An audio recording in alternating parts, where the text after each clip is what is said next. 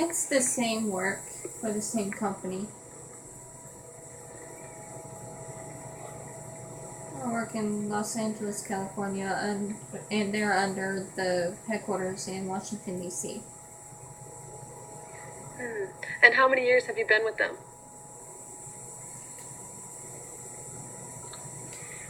9 years. 9 years, that's great. Lenders really like to see longevity in your employment. Now, as far as the overtime, is this something you're going to continue to do once you move out here?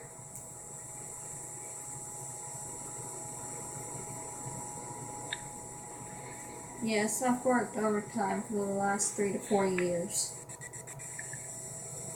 Okay, and that is something your boss can verify.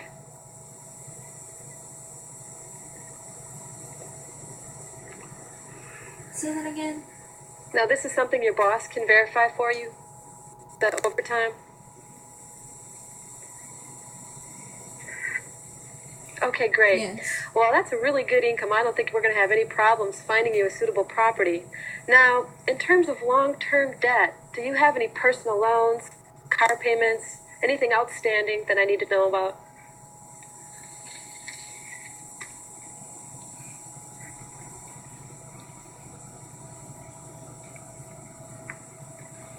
I have a credit card. Okay. Now, do you have any car loans on top of that? Or you own your car outright, or do you have a car loan? Yes, I have a car loan. Okay, now, Yes, I have a car loan and a few other bills. okay.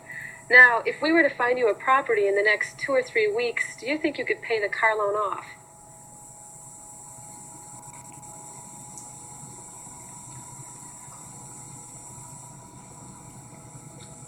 Yes.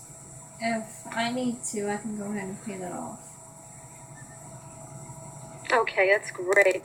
Well, we need to look at a few more things now. What is the time frame for purchasing a home? If we find something in the next couple weeks, are you ready to put down an offer?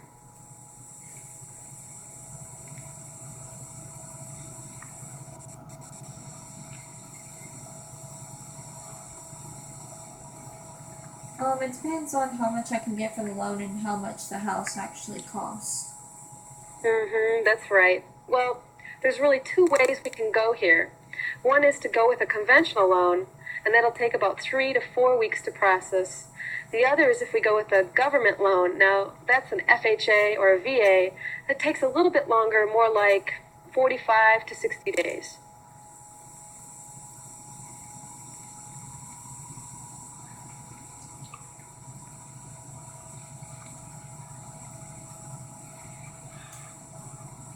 So either way, after you find a house, it'll take about 30 or 3 weeks to 60 days. That's right, process. after we find it. Now, besides the car payment, you mentioned a credit card debt. Can you tell me about that?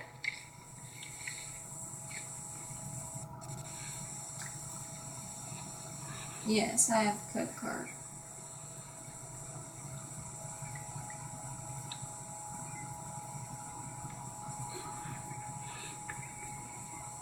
That credit card is a rather large debt, but I've made a few payments on it already. Oh, how much is the balance on that one?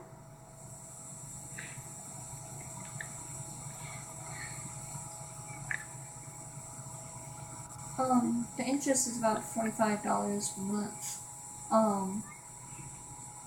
But I know $180,000 on it. Okay, And well, I pay unfortunately, they $60 are to going to count that $100 as a debt against a you month. and qualifying you for a loan.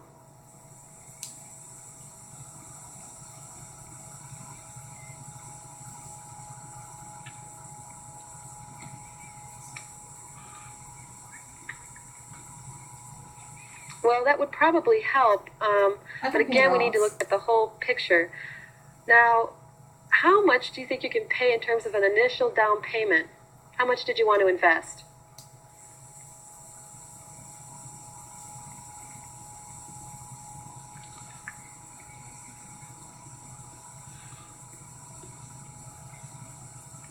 I was thinking about 25 to 40,000. Okay, now let me go in and give you a brief idea of what the costs are involved in purchasing a home in Montgomery County. Now, it happens to be about the same if you go and purchase in Virginia or DC, and this is really a lot of information, so I will go slow so that we get all the figures down. When we're done meeting, I could give you the figures. I could just print it out on my computer and let you take it with you. But generally speaking, your total costs will come to about 7% of your total purchase price. Now, that includes 1%, which is a transfer tax, and that goes to the county. Okay, and 0.5%, which goes to the state of Maryland, and that pays for all your free parkland and everything that surrounds it. It basically maintains it. And there's $4.40 per thousand, which is charged as an additional transfer tax. They call it state stamps.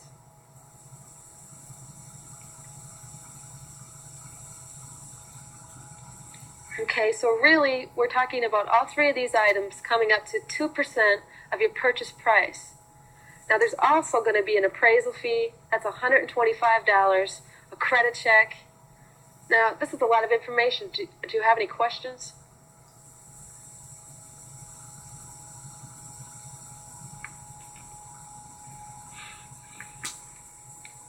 Yes. A lot of people ask about that. Now, the appraisal fee is charged by the lender. Say, for instance, he's going to loan you 80% or even 90% of the value of the home. They want to make sure that their investment is protected in case of default. So they send an appraiser out. They take a look at the property. They compare it to other homes in the community to make sure that you're getting a fair price for your home.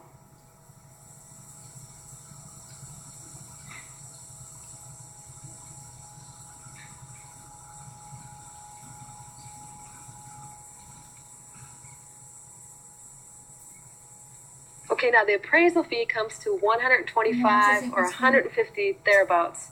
Now there will be a credit check. That's $25. And also I need to mention here that there's something called a loan origination fee.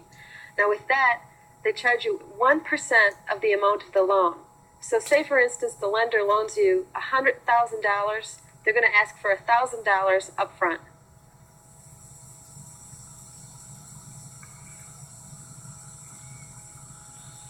Well, it's really just interest. Now, there's also something called loan discount points. And what is that for?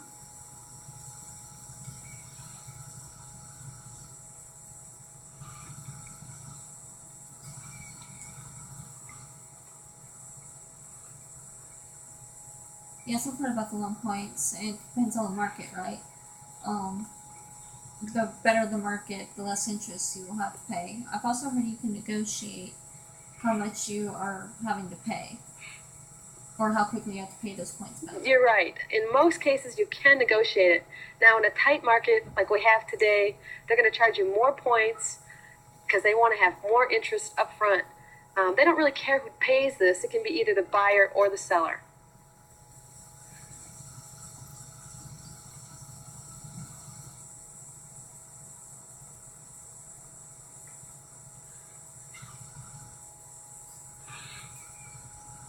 That's right. Now, you can request that the seller at least share them with you, but if you're going to make a low offer, then I'd suggest you pay all the points. So you can ask the seller. Now, since you're transferring, your company might be interested in helping you out with the closing costs.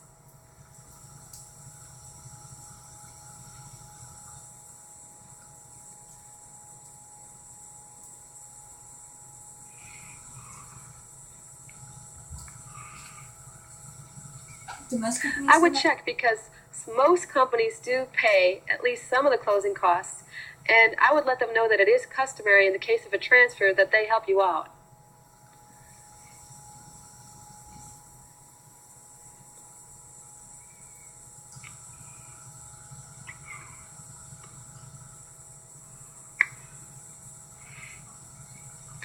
Not all companies, and the thing is they are very high. Now, one of the reasons that they're so high is that you're paying a year's taxes plus a minimum of 2 months property taxes up front.